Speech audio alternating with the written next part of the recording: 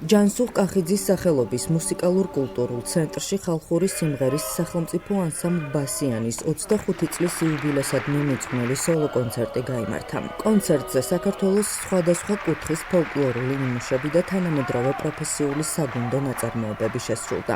ღონისძიება კულტურის სამინისტროს მხარდაჭერით გაიმართა. შეგახსენებთ, რომ ქართული ხალხური სიმღერის ანსამბლი ბასიანი 2000 წელს სრულიად საქართველოს კათოლიკოს პატრიარქის ლოცვა კურთხევით დაარსდა.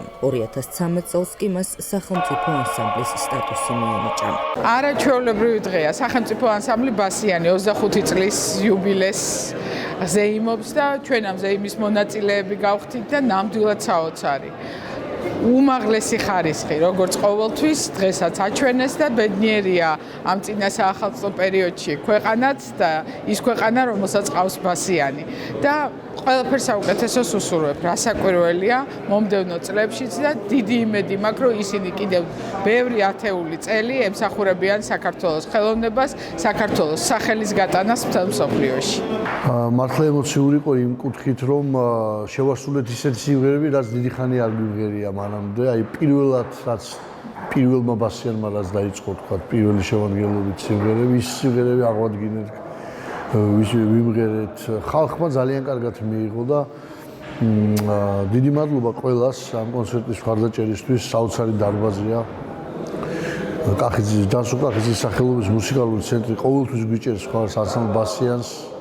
ჩვენი პირველი ჩაწერები აქ მოხდა, პირველი კონცერტები და რაღაც ჩვენთვის მშობლიური ადგილია, ძალიან შინაურად ვზნობ თავს და მადლობა ამ დარბაზს, მის ხელმძღვანელობას ბატონ ვახტანგ კახიძეს და რა თქმა უნდა კულტურის სამინისტროს, რომელიც ყოველთვის მხარს უჭერს ზოგადად ქართულ ფოლკლორს და ამ შემთხვევაში ანსამბლ ბასიანს. ეს კონცერტი იყო გამორჩეული, იმიტომ რომ რამდენიმე სრულიად ახალი მუსიკალური ნიმუში წარუდგინეთ საზოგადოებას, მათ შორის უნდა აღინიშნოს ხაზგასმით ჩაკრულოს ახალი ვარიანტი, რომელიც აქამდე არ შესრულებულა, ასევე იოსებ კეჭაყმაძის რამდენიმე ნაწარმოები, ქართახური სიმღერები, ასევე გურული სიმღერები და საბოლოო ჯამში ვფიქრობ, რომ ეს იყო წარმატებული კონცერტი, იმიტომ რომ ჩვენი მაყურებელი იყო ძალიან გახარებული, ძალიან ბედნიერი და რა თქმა უნდა ჩვენც მათთან ერთად ვიყავით ძალიან ბედნიერი.